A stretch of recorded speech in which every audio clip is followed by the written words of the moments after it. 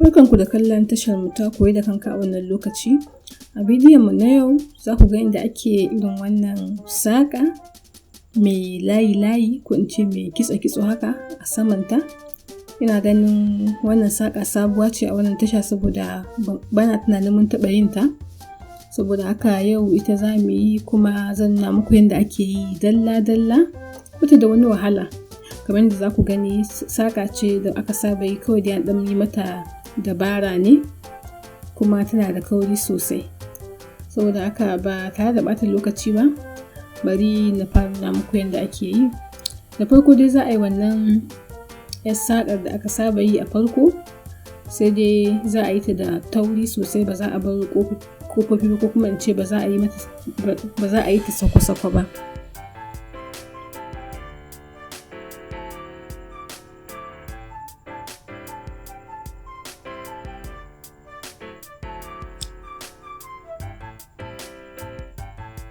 Sannan kuma ana buƙatar guda 15 ne, ga shi guda 15 ɗinmu, amma kuma in an yi 15 ɗin za a ɗora 2, wato biyun zai kasance su ne a gefe kenan.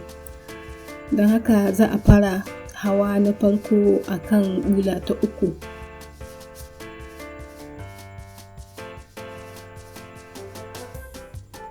Ita wannan saƙa ba a tsallake,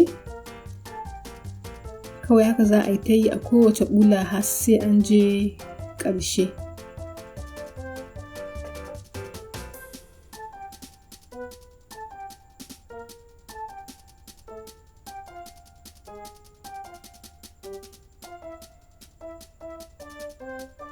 To ga hawanmu na farko nan ya kammala, yanzu za mu fara hawa na biyu, kuma kamar yadda muka yi a farkon shi ma za mu masa ɗan sarƙa guda 2 tukunna sai mu ɗora. To daga nan ne sirar saƙa za ta fara fitowa, wato kwalliyar za ta fara fitowa. Idan haka za a ga yadda ake yi, tun da so muke yi wannan saman saƙan ya fito a sama, kenan ba za mu ɗora saƙar a kai shi ba, a gefen shi za mu ɗora saƙar ta yadda ba za a taɓa shi ba ko kaɗan. To wannan inda nake taɓawa a nan ne za a ɗora saƙar daga farko har ƙarshe. Za ku gan shi gashi nan daga farko har ƙarshe a kan shi za a ɗora saƙar, ba a kan nan ba, saboda nan ne kwalliyar mu. Da fatan dai kun fahimta, kamar na faɗa saƙa ce mai matuƙar sauƙi.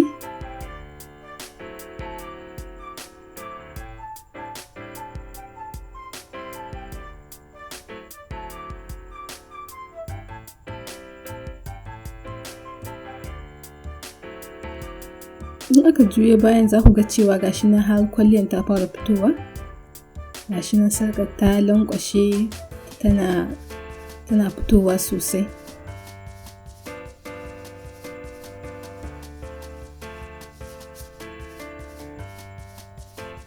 Haka za a yi ta yi har sai an je ƙarshe.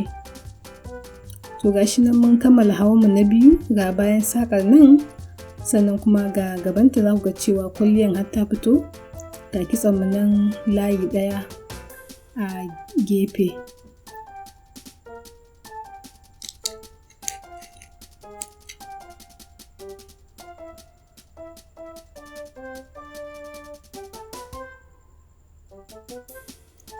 To yanzu za mu fara hawa na 3, shi kuma a hawa na 3 kamar yadda aka yi a na farkon haka za a yi, sai dai wannan karan daga baya za a ɗora saƙar ba daga gaba ba.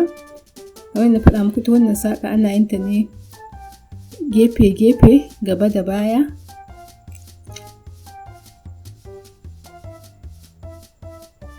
A don haka wannan karan kamar yadda muka yi a hawa na farko, haka za mu yi a hawa na biyu, amma kuma daga baya za a ɗora.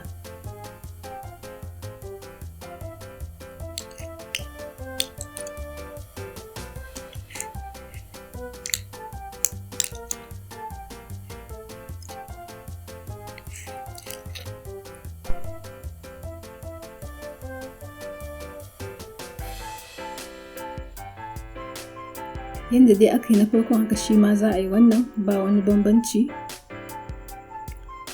Kawai dai a wannan karan a baya aka ɗora, shi ne kawai bambancin, amma saƙar iri ɗaya ce. za a ga cewa wannan karan daga gaba kwalliyar saƙa za ta fara fitowa.